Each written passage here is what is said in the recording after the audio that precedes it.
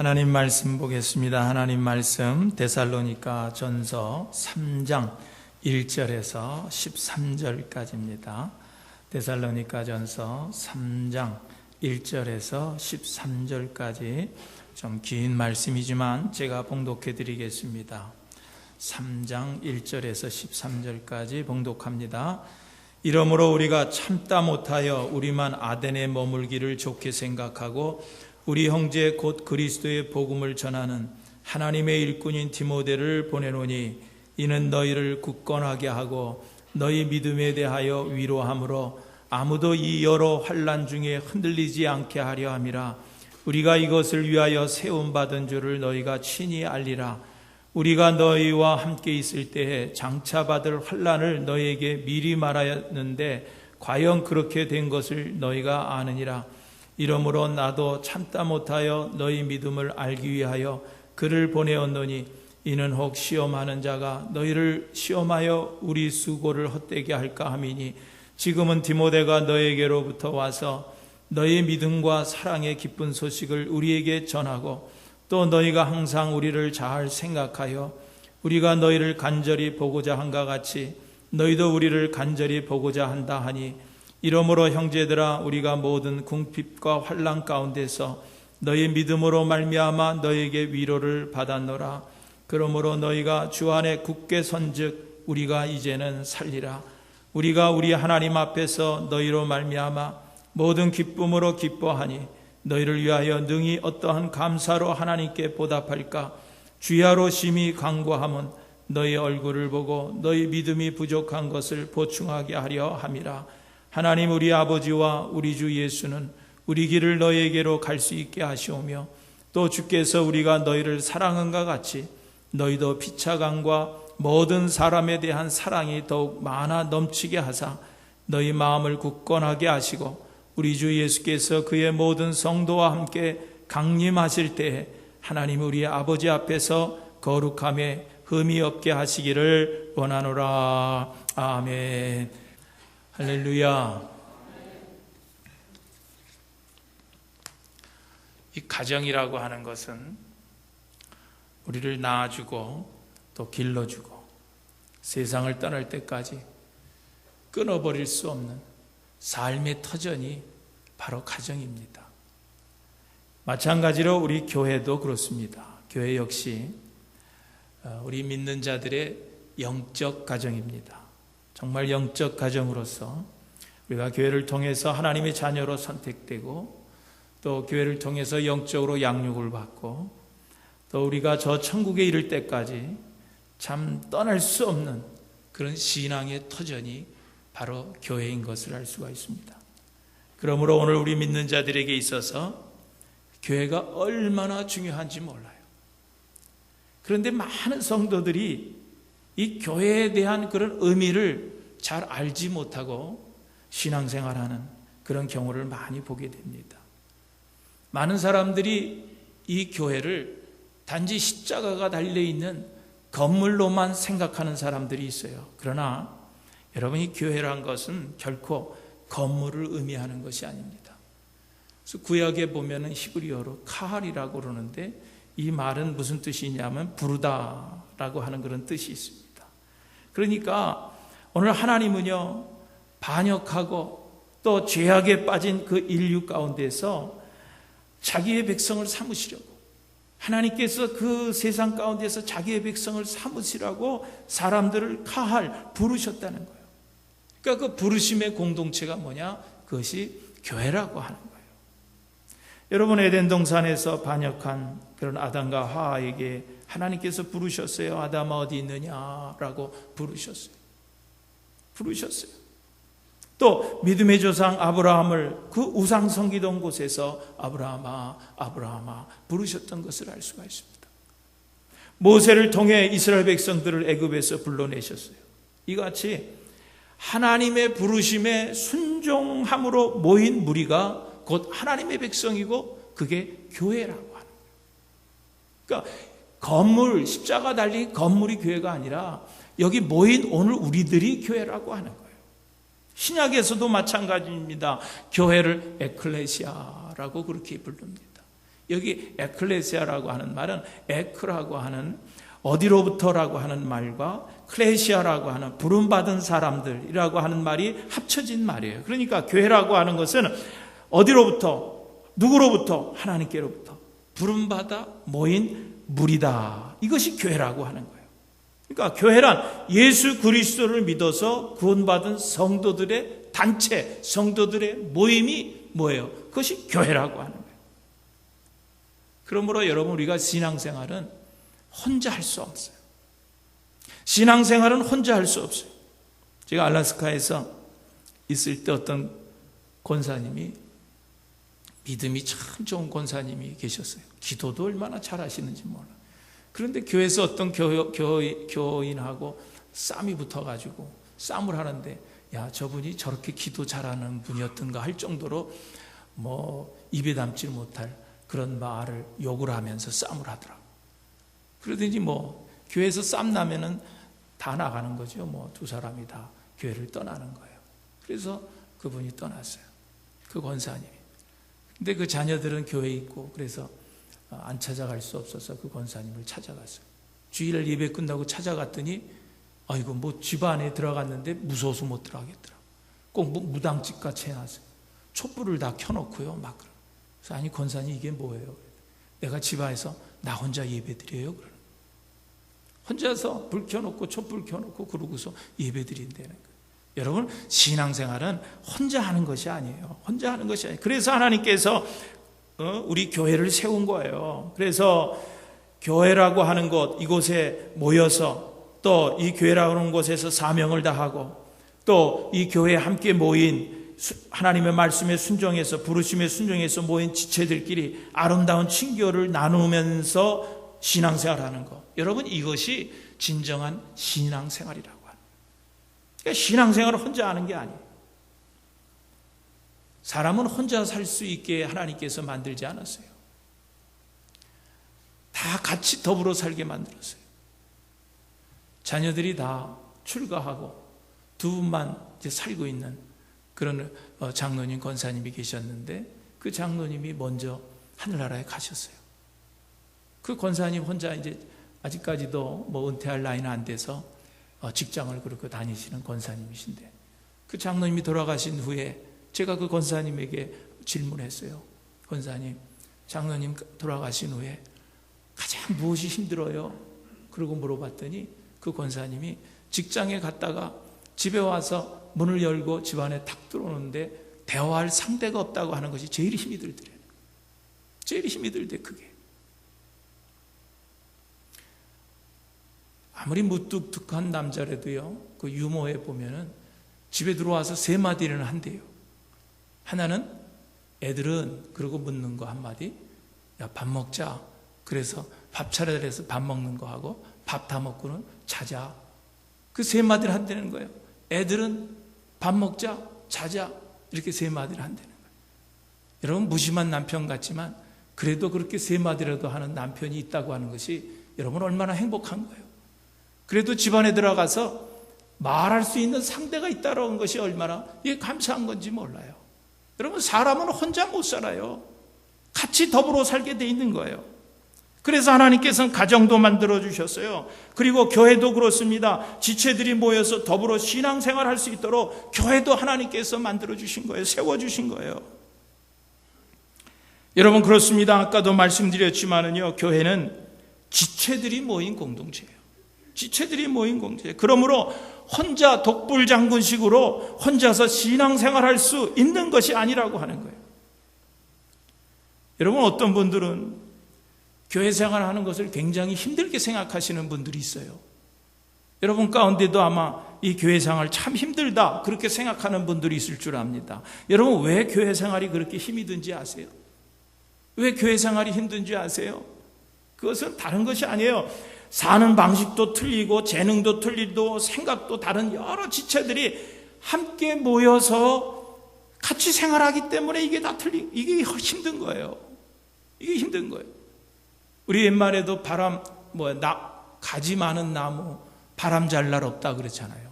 그러니까 한둘, 셋, 넷이 모이면은 그것이 힘든 거예요. 그러므로 여러분, 이 교회라고 하는 이 공동체에 적응하지 못하면은요, 신앙생활하는 것이 힘들 수밖에 없는 거예요. 힘들 수밖에 없어요. 여러분, 그래서 교회는 참 말이 많은 곳이라 그렇게 얘기들을 합니다. 그런데 말이 많을 수밖에 없죠. 왜 그렇습니까? 여러 사람, 다양한 생각과 다양한 그런 배경을 가지고 자라온 사람들이 모였는데 다양한 소리가 나올 수 있는 것이, 그것이 당연한 겁니다.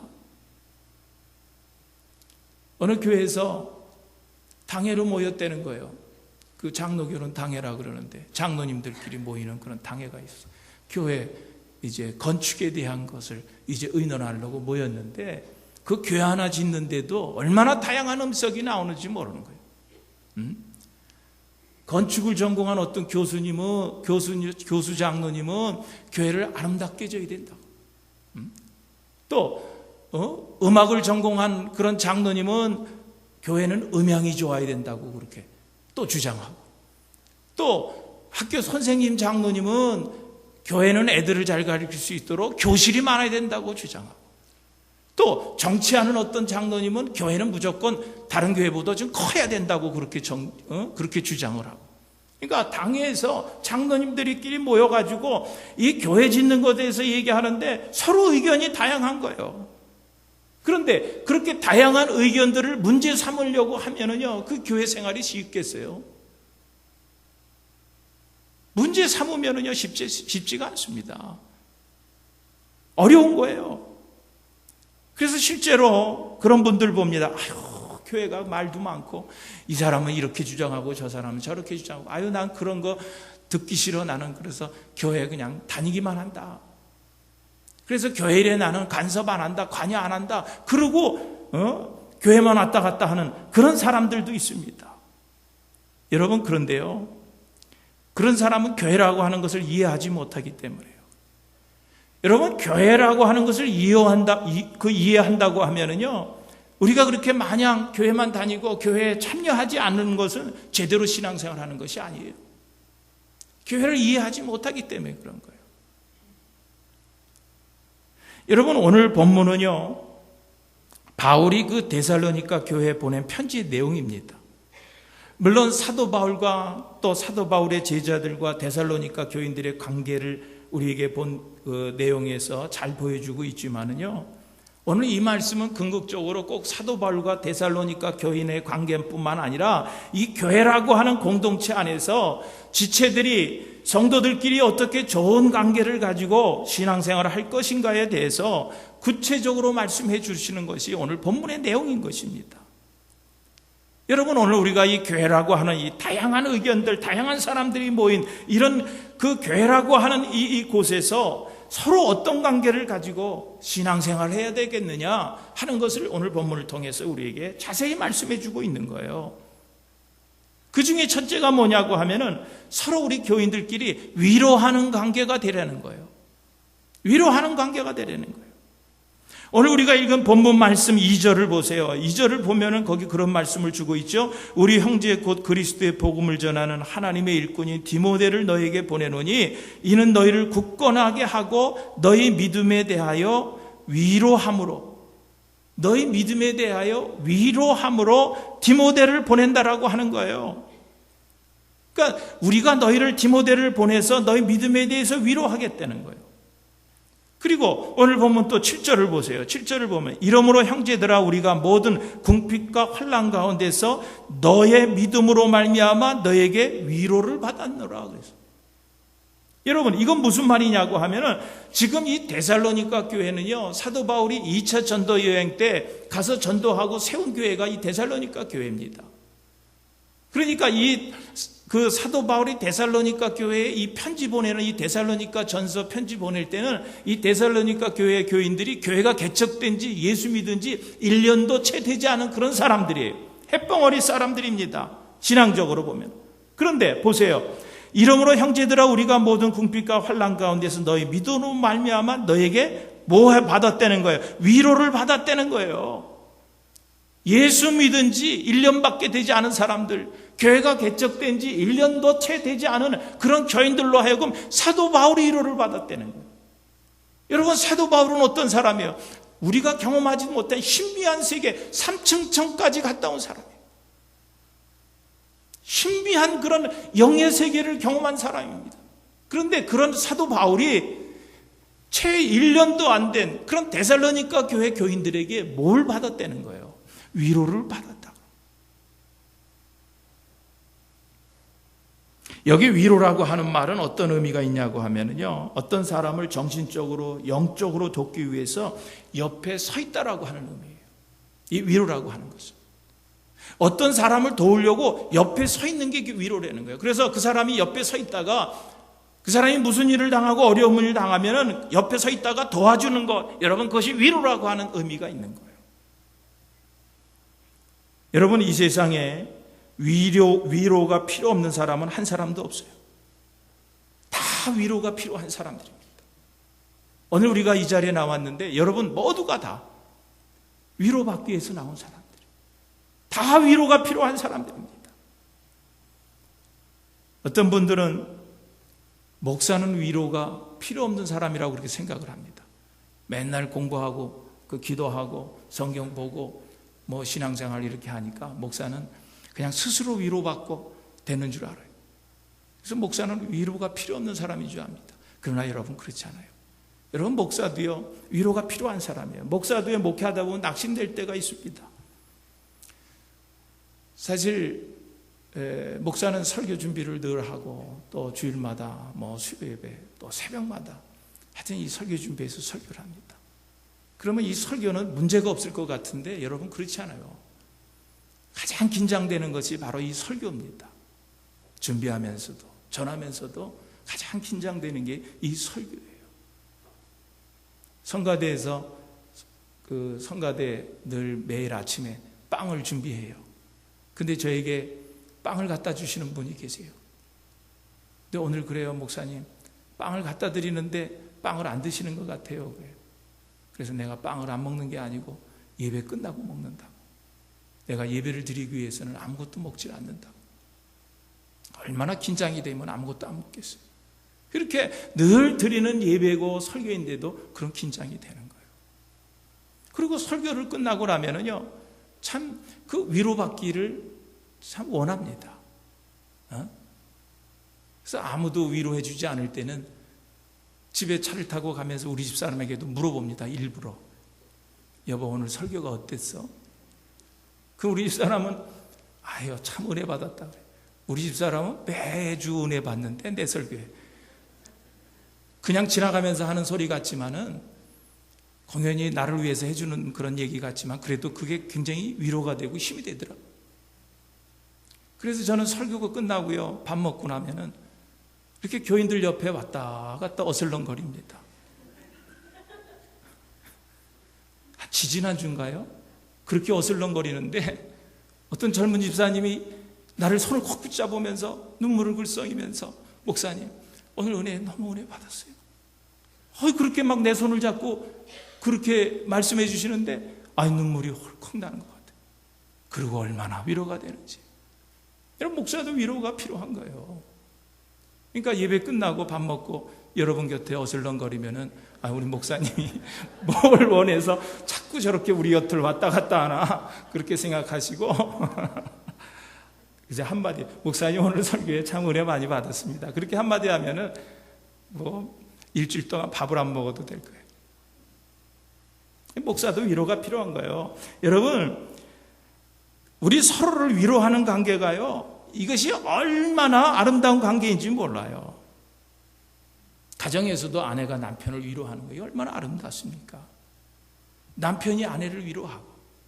근데 이 남편들은요, 이게 꼭 이런 남편처럼 꼭 남의 편을 꼭 들어요. 아내 편을 들어야 할 사람인데 그 남편이라 꼭 남의 편 들어가지고 아내 가슴에 비수를 꽂는 사람들이 있어요. 여러분, 그러지 말아요. 남편이지만 그래도 아내 편을 좀 들어요. 그래서 아내가 남편을 위로하고 남편은 또 아내를 위로하고 또 부모는 자식을 위로하고 또 자식은 부모를 위로하고. 여러분, 이런 관계가 얼마나 아름다운 관계예요. 왜? 우리 누구도 위로가 필요 없는 사람 한 사람도 없어요. 다 위로가 필요한 거예요. 그러므로 오늘 교회에 오신 여러분들, 오늘 말씀을 들으면서 한번 결심하시기를 바랍니다. 주여, 내가 오늘 적어도 5사람 이상을 위로하고 들어가겠습니다. 결심하세요. 다 위로가 필요한 사람들이에요. 오늘 5사람 이상 여러분 한번 위로를 해주세요. 위로의 말을 하세요. 가정에 가서도 주님, 내가 내 아내를 위로하겠습니다. 제가 내 남편을 위로하겠습니다. 내 자녀를 위로하겠습니다. 주님, 내가 이제 이웃을 정죄하지 않고 그 이웃들을 위로하겠습니다. 그들을 격려하겠습니다. 한번 오늘 말씀을 들으면서 결심해 보세요. 그리고 오늘부터 실천해 보시기 바랍니다. 여러분, 오늘 우리들이 교회에서도 그렇고 가정에서도 그렇고 이런 위로의 관계를 맺어갈 때 여러분, 이 교회는 여러분의 가정에 놀라운 일들이 변화가 될 거예요. 놀라운 일들이 일어날 겁니다. 서로 위로해 보세요. 여러분, 사람들이 마음이 변화될 거예요. 내가 변화될 겁니다. 여러분, 우리 교회가 살아 움직일 것을 믿으시기를 주님의 이름으로 축원드립니다.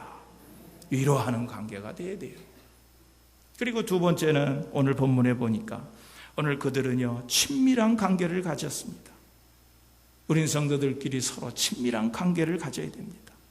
여러분, 바울이 채 1년도 되지 않은 그 데살로니가 교회를 얼마나 사랑했는지 여러분 보세요. 6절을 보면은요, 오늘 본문 말씀 6절을 보면은 지금은 디모데가 너희에게로부터 와서 너희 믿음과 사랑의 기쁜 소식을 우리에게 전하고, 디모데가 갔다 와서 보고하는 거예요. 그들의 믿음과 그들의 사랑의 기쁜 소식을 전해준 거예요. 또 너희가 항상 우리를 잘 생각하여 우리가 너희를 간절히 보고자 한 같이, 우리가 이 사도 바울이 너희를 간절히 보고자 한 같이 너희도 우리를 간절히 보고자 한다 하나 그랬어요. 여러분, 여기 2번 반복되는 말씀이 있죠. 간절히 보고자 하는 말이에요. 그들이 사도 바울을 간절히 보고자 하는 거, 그리고 또 내가 너희를 간절히 보고자 한다고 하는 그런 말이 있어요. 우리가 읽지는 않았지만 3장을 읽었지만 2장에 가보세요. 2장 17절에 보면은요, 2장 17절에 그런 말씀이 있어요. 형제들아, 우리가 잠시 너희를 떠난 것은 얼굴이요 마음이 아니라는 거예요. 너희 얼굴 보기를 열정으로 더욱 힘썼노라 그랬어요. 열정으로 더욱 힘썼노라. 조금 전에는 간절히 보고자 했는데 여기는 열정적으로 더욱 힘썼노라 그랬어요. 그리고 오늘 본문 1절 말씀해 보세요. 거기서는 이러므로 우리가 참다 못하여 우리만 아덴에 머물기 좋게 여겨라고 했어요. 그러니까 참다 못하여 아덴에서 가는 길이 열리질 않으니까, 데살로니가 교회로 가고 싶은데 가는 길이 열리질 않으니까 참다 못하여 아덴에서 누구를 보내는 거예요? 디모데를 보내는 거예요. 참다 못하여 디모데를 데살로니가 교인들에게 보내준다는 거예요. 여러분, 얼마나 그리워했으면요, 얼마나 서로가 그리워했으면 참다 못하였다 하는 그런 표현을 쓰고 있습니까? 여러분, 이 참다 못하였다라고 하는 이 뜻은 어떤 의미가 있냐고 하면요, 풍선에다가 물을 갖다가 넣으면 풍선이 점점 커지잖아요. 그러다가 그것이 어느 순간 물을 더 갖다가 집어넣으면 풍선이 팍 터져버립니다. 여러분, 이것이 참다 못하여라고 하는 의미가 있는 거예요. 여러분, 사도 바울은 데살로니가 교인들을 향해서 이렇게 자신의 감정을 표현해주고 있는 거예요. 그렇게 그들은 서로 떨어져 있지만 그리워하는 친밀한 관계를 형성했다라고 하는 거예요. 여러분, 그러면은 이 사도 바울이나 데살로니가 교인들이 어떻게 그토록 서로 보고 싶어 했을까라고 하는 거예요. 어떻게 그렇게 그리워하고 보고 싶어 했을까라고 하는 거예요. 그것은 다른 이유가 아니라, 다른 것이 아니라 그들이 서로 영의 양식을, 짧은 기간이지만은 영의 양식을 함께 나누었기 때문에 그렇다라고 하는 거예요. 여러분, 목회자가 할 수 있는 가장 중요한 기능이 뭐냐면은 성도들과 영의 양식을 함께 나누는 일입니다. 이렇게 설교를 통해서, 말씀을 통해서, 성경 공부를 통해서 성도들과 함께 영의 양식을 함께 나누는 일이 목회자가 하는 가장 중요한 기능이에요. 그래서 교인들은 그 영의 양식을 먹고 건강하게 자라나고 성숙된 삶을 사는 거예요. 그런 것을 볼 때 목사가 가장 기쁨이 되는 거예요. 여러분, 아마도 그래서 예수님도 그 대접하는 일에 분주해서 말씀 듣는 일에 소홀했던 이 마르다보다도 일은 잘 못해도 말씀 듣는 일에 열중했던 그런 마리아를 더 사랑하고 그를 더 칭찬해 주셨는지도 모른다고 하는 거예요. 여러분, 그렇습니다. 여러분, 우리가 어떻게 서로 친밀한 관계를 형성할 수 있을까요? 오늘 여러분들끼리 어떻게 좀 이렇게 친밀한 관계, 좀 참을 수 없는 그런 친밀한 관계를 형성할 수 있을까요? 주일날 예배만 와서 예배만 보고 들어가면 서로 그런 친밀한 관계가 유지될까요? 어떤 사람 보면은요, 늘 교회만 왔다 갔다 하는 사람이 있어요. 그런데 그런 사람이 5년, 10년 후에도 그냥 교회만 왔다 갔다 하는 거예요. 또 10년이 지나서도 교회만 왔다 갔다 하다가 한 어느 순간에 그 사람 보이질 않는 거예요. 여러분, 어떻게 된 거예요? 그냥 교회만 왔다 갔다 15년, 20년 다니다가 그냥 혼자 쓰러진 거예요. 누구도 관심을 갖지 않습니다.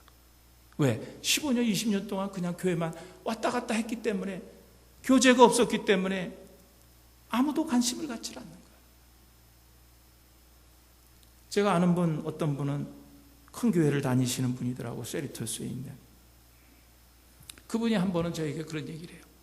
목사님, 큰 교회는 좀 이런 게 문제가 있는 것 같아요. 뭐가 문제예요? 그랬더니 자기 친한 친구가 우리 함께 같이 교회를 다니는데 그 친구는 그 교회만 진짜 왔다 갔다 한대요. 자기는 그래도 뭐 3부인가 1부인가 무슨 성가대 서서 봉사라도 하는데 그 친구는 그냥 교회만 왔다 갔다 예배만 드리고 왔다 갔다 한대요. 근데 얼마 전에 저에게 그런 걱정을 하더라는 거예요. 갑자기 어머님이 편찮으셨어요. 그런데 자기한테서 걱정을 하더래요.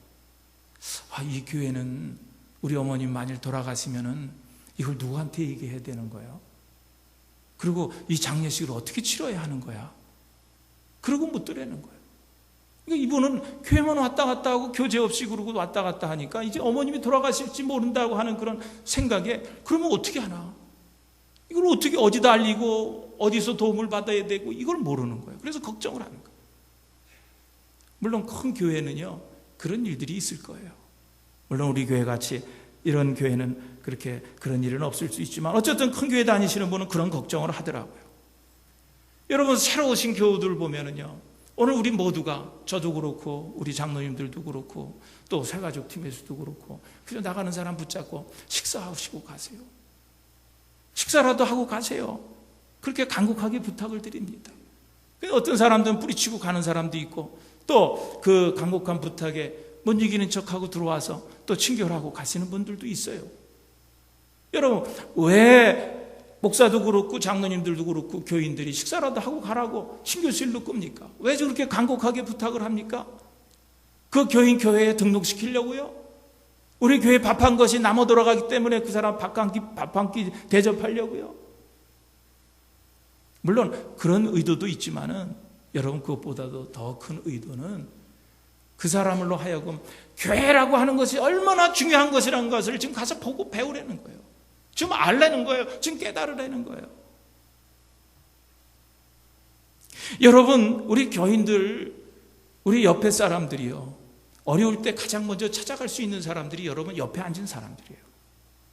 여러분들이 참 슬퍼서 눈물 흘릴 때 여러분들에게 손수건 한 장이라도 이렇게 울지 말라고 건넬 수 있는 사람이 여러분 옆에 앉은 사람이에요. 여러분, 저 무슨 토렌스 무슨 교인이 여러분 아플 때 찾아와서 같이 울어주고 손수건이라도 울지 말라고 줄 사람들이에요? 그 사람들? 아니에요. 여러분 옆에 앉은 사람들이 그럴 사람들이에요. 여러분 돌아가시면은 그래도 장례식장에 찾아올 사람들이 여러분 옆에 있는 사람들이에요. 여러분 병원에 입원해 있을 때 여러분 그래도 여러분 병원에 찾아갈 수 있는 사람들이 여러분 옆에 있을 사람들이에요. 그만큼 교회가 중요한 거예요.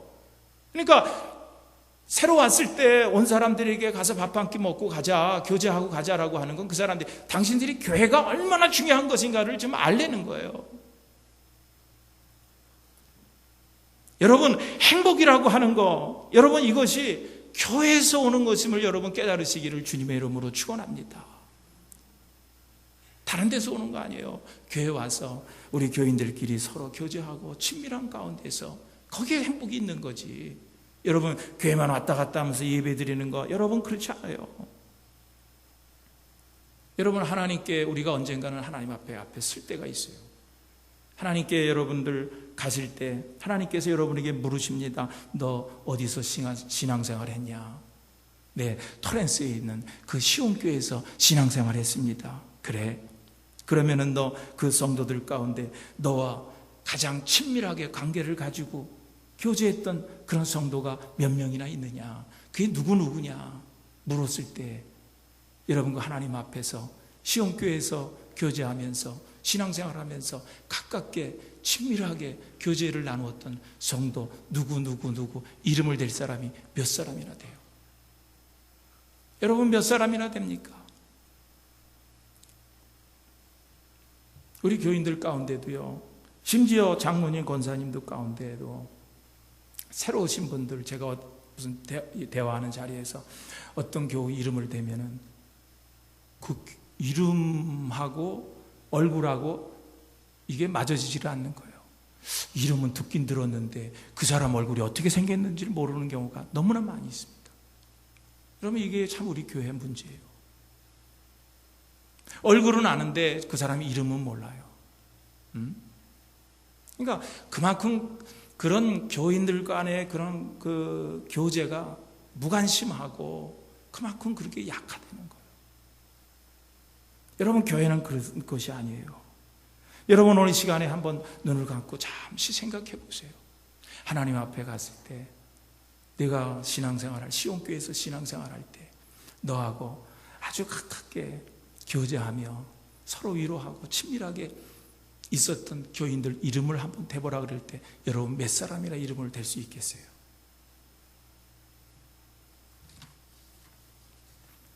오늘 본문을 통해서 오늘 우리들에게 또 말씀하시는 세 번째는 뭐냐면은 서로 믿음으로 성숙시키는 그런 관계가 되려는 거예요. 서로 간에 믿음을 성숙시키는 관계가 되라고 하는 거예요. 여러분 8절을 보세요. 오늘 본문 말씀 8절을 보면은요, 거기 그런 말씀이 있죠. 그러므로 너희가 주 안에 굳게 선즉, 너희가 주 안에 굳게 선즉 우리가 이제는 살리라. 너희가 굳게 선즉 우리가 이제는 살리라. 여러분, 이 말씀의 의미는요, 한국 속담에 이 말씀과 정반대되는 속담이 있는데 그게 어떤 속담이냐고 하면 사촌이 땅 사면 배가 아프다라고 하는 속담이 반대되는 거예요. 그러니까 여기 8절 말씀은 이런 말씀입니다. 우리 한 교우가 고통을 당하고 있어요. 굉장히 힘들어합니다. 그래서 그 교우를 위해서 중보 기도를 해줍니다. 그랬더니 그가 살아났어요. 그때 하는 말이 바로 8절 말씀입니다. 아, 그가 살아났구나. 이제는 내가 살리라. 그가 살아났으므로 이제는 내가 살리라는 거예요. 여러분, 사도 바울도 그 데살로니가 교회 교인들의 소식을 들으면서 얼마나 가고 싶었는지 몰라요. 그들을 보기를 원했는지 몰라요. 참 그들이 어떻게 믿음 생활을 어렵게 하는 것을 알기 때문에 좀 그들에게 가서 위로하기를 원했어요. 그런데 디모데를 통해서 데살로니가 교회 소식을 들었는데 그 데살로니가 교인들이 흔들리지 않고 믿음의 말씀에 굳게 서서 신앙생활한다고 하는 그런 소식을 듣고 사도 바울이 야, 이제는 내가 살리라. 이제 내가 살았다라는 거예요. 그러니까 그들 소식 때문에 얼마나 가슴이 아프고 마음이 무거웠으면은 그들을 위해서 기도하면서 참 죽을 것 같은 심정으로 기도했던 거예요. 그런데 그들이 잘 신앙생활을 잘한다고 하는 그런 디모데를 통해서 소식을 듣고 야, 이제 내가 살았다. 내가 살았다는 거예요. 그리고 바울은요, 오늘 본문 9절 10절에서 그렇게 고백합니다. 우리가 우리 하나님 앞에서 너희로 말미암아 모든 기쁨으로 기뻐하니 너희를 위하여 능히 어떠한 감사로 하나님께 보답할까 주야로 심히 강구함은 너희 얼굴을 보고 너희 믿음이 부족한 것을 보충하게 하려 함이라 하겠어요. 그들의 소식을 디모데를 통해서 듣고서 잘 흔들리지 않고 믿음 생활 잘한다는 그런 소식을 듣고 야, 이제 내가 살았다 그렇게 기뻐할 뿐만 아니라 그것에 대해서 감사했고 또 감사할 뿐만 아니라 계속 그들이 믿음으로 잘 되기를, 성장하기를 위해서 뭐 했다는 거예요? 강구했다는 거예요. 기도했다는 거예요. 기뻐할 뿐만 아니라 감사하고 그들을 위해서 계속적으로 기도했다는 거예요. 오늘 여러분들 최근에 다른 사람을 위해서 여러분들 기도해 보신 적이 있습니까? 한 사람의 그 믿음의 성숙을 위해서 간절히 하나님 앞에 기도해 보신 적이 있습니까? 정말 한 사람을 하나님 앞에 바로 세우기 위해서 오늘 여러분들이 여러분의 물질을 한번 제대로 써보신 적이 있습니까? 여러분, 우리는 서로 믿음을 성숙시켜주는 관계가 되어야 할 거예요. 나로 인해서 내 옆에 사람의 믿음이 성숙해져야 하는 거예요. 나로 인해서 옆에 사람의 믿음이 자라나야 하는 거예요. 하나님께서 우리에게 원하시는 관계가 뭐예요? 3가지 말씀해 주셨죠? 서로를 위로하는 관계, 친밀해지는 관계, 서로의 믿음을 성숙시켜주는 관계라고 하는 거예요. 그런데 이런 것이 우리가 머리로만 알고 있는다고 되는 게 아니잖아요. 머리로만 오늘 말씀을 듣고 그렇구나 생각하고 있다고 그것이 되는 게 아니에요. 참 성도들끼리 이런 아름다운 관계를 갖는다는 것이 어려움이 있습니다. 여러분 그렇잖아요. 얼마나 어려움들이 많이 있어요. 여러분 부부간에도 서로 사랑해서 결혼을 했는데 왜 부부생활을 하면서 왜 어려움이 있습니까? 그리스도 안에서 성도들이 한 몸이라고 그랬는데 왜 함께 그리스도를 믿고 같이 한 성령 안에서 한 하나님을 믿으면서도 왜 어려움이 있습니까? 왜 그런지 아세요? 여러분 왜 어려움이 있는 줄 아세요? 오늘 대답이 있는데요. 대답이 2장 18절에 나옵니다. 한번 찾아보세요. 2장 18절에 보면은요. 거기 그런 말씀이 나오죠. 그러므로 나 바울은 한 번, 2번 너에게 가고자 하였으나 그 다음 뭐라 그랬어요? 사탄이 우리를 막았도다 그랬어요. 내가 너희들에게 한 번, 2번 가고자 하였지만은 어땠다는 거예요? 사탄이 우리를 막았도다라는 거예요. 여러분 뭐예요? 사탄이 막은 거예요. 사탄이 그렇게 방해를 놓는 거예요. 여러분 사탄의 존재를 우리가 믿습니다. 분명히 사탄의 존재는 있어요. 그런데 그 사탄이 하는 일은 뭐냐면은 우리를 넘어뜨리려고 하는 거예요. 여러분 우리가 관계가 가장 어렵잖아요. 신앙생활 하면서 사람과의 관계 이런 것들이 가장 힘이 든 거예요. 굉장히 어려운 거예요. 여러분 참 이상해요. 어떤 때는 이유도 없는데 관계가 멀어질 때도 있어요. 아무 뜻 없이 그냥 던진 이야기인데 그것이 그 사람의 마음에 상처를 주게 돼서 그래서 그 사람과의 관계가 소원해지는 경우들이 너무나 많이 있습니다. 여러분 왜 그래요? 자기는 그런 의도로 얘기한 게 아니에요. 그리고 아무리 따져봐도 저 사람과의 관계가 이렇게 될 리가 없는데 왜 그렇습니까? 그게 뭐예요? 누가 한 짓이에요? 사탄이 한 짓이라는 거예요. 사탄이 한 짓이에요. 여러분 사탄은요 성도 간에 교회를 분열시키게 하고요 성도 간에 또 남편과 아내 부모와 자식 간의 관계를 파괴하는 것이 이것이 사탄이 하는 짓입니다. 그러므로 여러분 절대로 그런 관계, 인간관계 속에서 죽고 사는 문제가 아니면 다투지 마세요.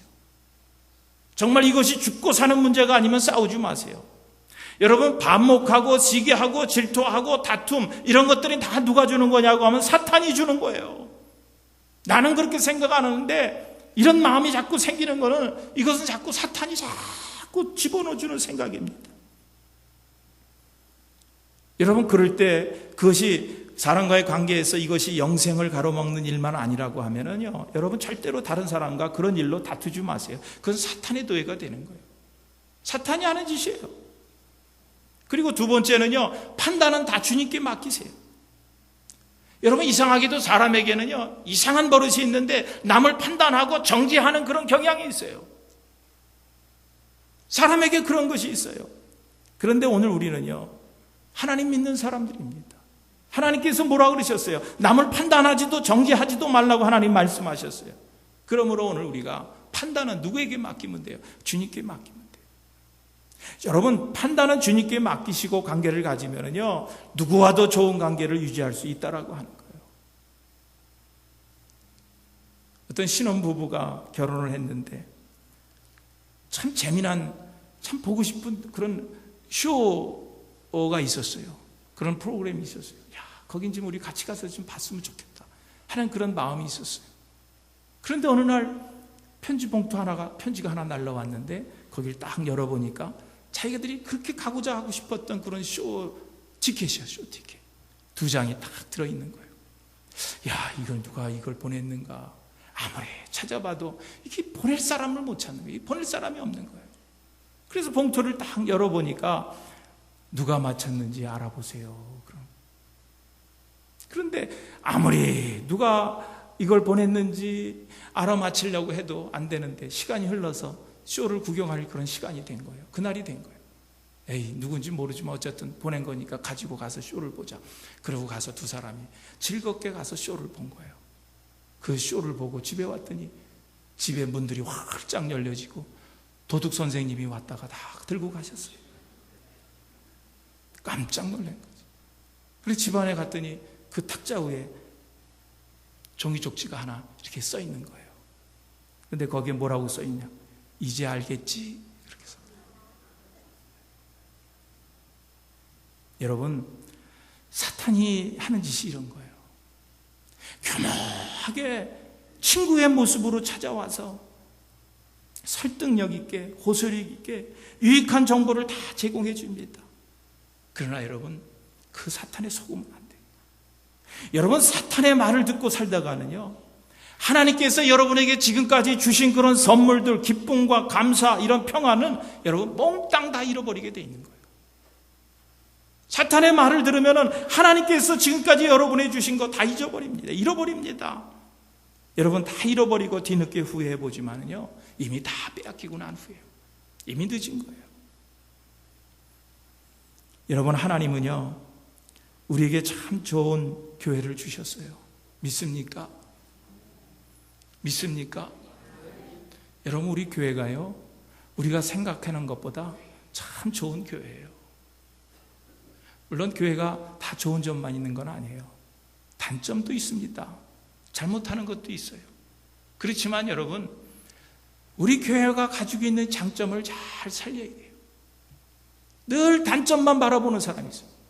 여러분, 사과 10개가 있는데 사과 10개를 먹는데 어떤 사람은 잘 못생기고 맛없는 사과부터 먹는 사람이 있어요. 그 사람은 사과 10개를 다 먹은 후에 결론적으로 얘기하는 게 뭐예요? 사과 더럽게 맛없네, 그런 거. 근데 어떤 사람은 사과를 먹어도 맛있는 거, 잘생긴 거부터 먹어요. 10개를 다 먹은 사람이 나중에 하는 얘기가 뭐예요? 참 사과 맛있게 먹었다. 참 사과 맛있다, 그런 거예요. 똑같은 사과 10개를 먹었는데 생각하기 나름이에요. 여러분, 우리 교회도 장단점이 있어요. 그러나 여러분, 단점만 생각하고 단점만 자꾸 들춰내면요, 여러분, 교회가 무슨 힘이 있겠어요? 누가 힘을 내겠어요? 여러분, 자식도 그렇잖아요. 자식도 다 장단점이 있어요. 부모가 자식에게 그 잘하는 면을 자꾸 복돋워 줘 보세요. 그러면은요, 그 자식은요, 힘이 생기는 거예요. 자신감이 생기는 거예요. 그런데 자식이 단점만 자꾸 지적해봐요. 그럼 자식이 어떻게 되겠어요? 자신감이 없어지는 거예요. 그 자식이 어디 가서 어깨를 펴고 뭐 말 한마디라도 하겠어요? 여러분, 미국 교육이 난 너무 좋아요. 뭐냐면은요, 우리 애들 축구, 야구 어릴 때 그런 거 데리고 다녀보면은요, 10대 빵으로 20대 빵으로 저도요, 그렇게 박수 쳐주고 좋아하고 그러더라고요. 잘했다. 아마 한국 같으면은요, 어디 저 변속관 뒤로 끌고 가가지고 빠따는 몇 대씩 졌을 거예요. 왜 졌냐고, 왜 이렇게 못했냐고. 이번에 벨기에하고 청소년들 축구하는데 보니까, 아니 전반전 끝났는데 그 벨기에는 슛이 5개, 그 다음에 골이 하나가 들어간 거예요. 우리 한국 사람은 1개 슛 쐈어요. 전반전에 벨기에는 5개 슛을 쏘는데 우리는 1개밖에 슛을 못 쐈어요. 그리고 들어가지도 않은 거지. 내가 왜 그런가, 그런 걸 생각해 보는 거예요. 우리 한국 선수들이 그 골문에서 슛을 못 쏘는 이유가 뭔가. 전에도 여기 무슨 칼슨 무슨 센터에서 한국하고 미국 대표팀하고 뭐 친선 축구한다 그래서 거기를 한번 또 가봤어요.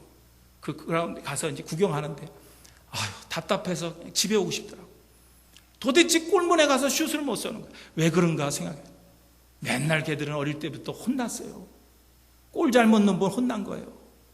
잘못 똥볼 차면 혼난 거예요. 그러니까 골문에서 정확하게 골에 들어갈 수 있는 찬스만 자꾸 생각하니까 슛을 못 쏘는 거예요. 그러니까 남들은 10개씩 슛을 뜨는데 우리는 한 개밖에 슛을 못 쏘고 자신감이 없는 거예요. 셀프 이스팀이라는 게 있어요. 그것은 그 자존감이라고 하는 건데, 여러분 자녀들이 그 자존감을 자꾸 세워줘야 돼요. 그래야 자신 있는 거예요. 여러분 우리 교회도 마찬가지. 장단점이 있어요. 그냥 단점은 그냥 우리가 덮어두고 잘하는 면만 자꾸 부각시켜봐요. 우리 교회 다른 교회보다 정말 좋은 것들 많이 있어요. 찾아보세요. 정말 좋은 거 많이 있습니다. 단점만 자꾸 보니까 자꾸 우리 교회가 이렇다 생각되고 어디 가서 자신 있게 자랑 한번 못하지. 찾아보세요. 얼마나 좋은 것들이 많이 있는지 몰라요. 아주 좋은 교회예요. 얼마나 감사한 일이에요. 근데 이제는 어떻게 해야 돼요? 이런 좋은 면들이 오늘 이 사우스베이 지역에 소문이 나야 돼요. 소문이 나야 돼요. 그런데 소문이 나야 할 가장 좋은 소문은 뭐예요? 우리 교인들끼리 서로 위로하고 친밀하고 서로 믿음을 세워준다고 하는 이런 소문들이 나야 돼요. 그런 소문들이 나야 됩니다. 그러면은요, 가서 전도지 안 돌려도 교인들이 오게 돼 있어요. 우리 지역의 우리 교회, 이 인식을 바꿔놔야 됩니다. 좋은 소문을 내야 돼요. 좋은 소문. 좋은 것들이 얼마든지 많이 있어요. 좋은 소문들을 내세요. 여러분 어떻게 해야 됩니까? 이제는 우리들이 성도의 관계입니다. 서로 위로해 주세요. 서로 친밀한 관계를 가지세요. 그리고 서로의 믿음을 성숙하게 하는 지체들이 되시기를 주님의 이름으로 축원드립니다. 그렇게 될 때 오늘 우리 교회는 소문난 건강한 그런 교회가 될 줄로 믿습니다.